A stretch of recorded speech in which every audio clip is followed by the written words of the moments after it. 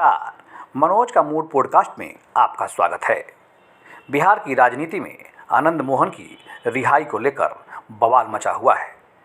आज हम आपको आनंद मोहन के बारे में कुछ ऐसी बातें बताने जा रहे हैं जिसे जानकर आप समझ जाएंगे कि आनंद मोहन बिहार में हर पार्टी की ज़रूरत आज की तारीख में क्यों है।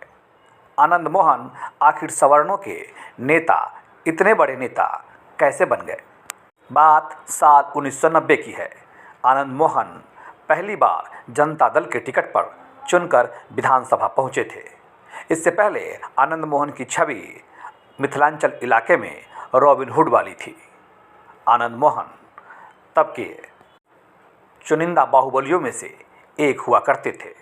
साल 1990 में जब आनंद मोहन विधायक बने, उसके ठीक कुछ दिन बाद केंद्र सरकार ने आरक्षण लागू कर दिया और इसी आरक्षण की वजह से आनंद मोहन जनता दल से अलग हो गए। साल 1990 में जब आरक्षण के खिलाफ पटना से लेकर दिल्ली तक आंदोलन चल रहा था, तब आनंद मोहन आरक्षण का विरोध करने वाले छात्रों के साथ खड़े थे।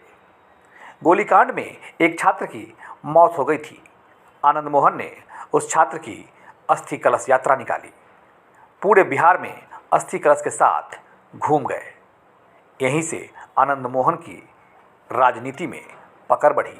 यहीं से आनंद मोहन बिहार के सवर्णों के नेता बनना शुरू हो गए। ठीक एक साल बाद 1991 में जब लोकसभा का चुनाव हुआ तो आनंद मोहन मधेपुरा से झारखंड पार्टी के उम्मीदवार बन गए। सामने शरद यादव थे। आनंद मोहन दूसरे नंबर पर रहे और चुनाव हार गए। आनंद मोहन की राजनीतिक महत्वाकांक्षाएं भी हिलोड़े मार रही थी। साल 1992 में बिहार के वैशाली में हेमंत शाही, जो कि कांग्रेस के विधायक थे, उनकी हत्या हो गई। हेमंत शाही मुजफ्फरपुर और वैशाली जिले के भूमिहारों के बड़े नेता हुआ करते थे। हेमंत शाही की हत्या के बाद जब वैशाली में विधानसभा का उपचुनाव हुआ, तब आनंद मोहन ने हेमंत शाही की पत्नी वीणा शाही का समर्थन किया। इस समर्थन के बाद बिहार में यह संदेश गया कि राजपूत और भूमिहार, जो कि राजनीतिक रूप से एक दूसरे की विरोधी थी, वो शक्तियां साथ आ रही है। साल 1993 में आनंद मोहन ने अपनी पार्टी बना ली। नाम रखा बिहार पीपुल्स पार्टी। चुनाव चिन्ह मिला ढाल दो तलवार। साल 1994 में वैशाली में लोकसभा का उपचुनाव हुआ। आनंद मोहन ने अपनी पत्नी लवली आनंद को मैदान में उतार दिया। आनंद मोहन की पत्नी लवली आनंद भारी मतों से ये चुनाव जीत गई। विधानसभा में वीणा शाही की जीत और लोकसभा में लवली आनंद की जीत भूमिहार और राजपूत का एक कॉम्बिनेशन बना, जो कि एक बड़ा मैसेज के साथ बिहार भर में घूम गया। आनंद मोहन सवर्णों के नेता बनने लगे।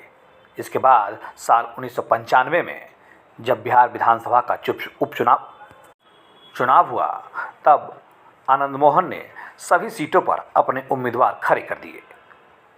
1995 के विधानसभा चुनाव में लालू यादव के खिलाफ विपक्ष 3 हिस्सों में बटा था। एक हिस्सा भारतीय जनता पार्टी का था, दूसरा हिस्सा नीतीश कुमार का था और तीसरा हिस्सा आनंद मोहन का था। लालू विरोधी वोट 3 हिस्सों में बटा। नतीजा हुआ कि लालू यादव की सत्ता में फिर से वापसी हो गई। साल 1996 में जॉर्ज फर्नांडिस ने अटल बिहारी वाजपेयी के सामने समझौते का प्रस्ताव रखा और बिहार में फिर पहली बार भारतीय जनता पार्टी और समता पार्टी का गठबंधन हुआ। तब नीतीश कुमार ने आनंद मोहन को साथ आने का ऑफर दिया। बिहार पीपुल्स पार्टी का समता पार्टी में विलय हो गया। आनंद मोहन जेल से ही रहकर शिवहर से लोकसभा का चुनाव लड़े और जीतकर सांसद बने। आनंद मोहन जिस कृष्णैया हत्याकांड में जेल में बंद थे, वो घटना साल 1994 की है। बिहार के एक दूसरे बाहुबली छोटन शुक्ला की मुजफ्फरपुर के ब्रह्मपुरा इलाके में गोली मारकर हत्या कर दी गई थी। छोटन शुक्ला केसरिया से बिहार पीपुल्स पार्टी के घोषित विधानसभा उम्मीदवार थे। अपने क्षेत्र का दौरा करके वो मुजफ्फरपुर लौट रहे थे। रात के अंधेरे में उनकी हत्या कर दी गई। अगले दिन 5 दिसंबर 1994 को उनकी शव यात्रा निकल रही थी। आनंद मोहन इस जुलूस को लीड कर रहे थे। जुलूस में बिहार पीपुल्स पार्टी के कार्यकर्ता और छोटन शुक्ला के समर्थक बड़ी संख्या में मौजूद थे। भूमिहार और राजपूत समाज के लोगों का बड़ा हुजूम मुजफ्फरपुर से वैशाली की तरफ जा रहा था। खबड़ा गांव में, जो कि मुजफ्फरपुर शहर में ही पड़ता है, वहां हजारों की भीड़ ने लालू यादव सरकार के खिलाफ हिंसक नारे लगाए और इसी भीड़ ने जी कृष्णैया की हत्या कर दी, जिसके आरोप में आनंद मोहन को बाद में फांसी फिर उम्र कैद की सज़ा मिली। आनंद मोहन इसी सज़ा को काट कर अब रिहा हो चुके हैं, जिसको लेकर बिहार की राजनीति गरमाई हुई है। बिहार में करीब 5% के आसपास राजपूत वोटर हैं, जो कि इस वक्त भारतीय जनता पार्टी के साथ बड़ी संख्या में इंटैक्ट है। अगर आनंद मोहन के जरिए ये वोट टूटता है तो फिर भारतीय जनता पार्टी के लिए बिहार में परेशानी का कारण बन सकता है। भारतीय जनता पार्टी के पास इस वक्त बिहार में सबसे ज़्यादा जो सांसद हैं वो राजपूत जाति के ही सांसद हैं। नई पीढ़ी के लोगों के लिए भले ही आनंद मोहन का नाम चौंकाने वाला नहीं है, लेकिन 90 के दशक में जिन लोगों ने आनंद मोहन का रुतबा रुआब जलवा देखा है, उनके लिए आनंद मोहन अब भी नेता हैं। गौर करने वाली बात यह है कि आनंद मोहन जिस वक्त बिहार में सवर्णों खासकर राजपूतों के नेता बने थे, उसके बाद बिहार में कोई भी ऐसा नेता पैदा नहीं हुआ जो कि कास्ट का लाइन को लीड कर सके। इसीलिए आनंद मोहन की छवि इस वक्त सबसे बड़े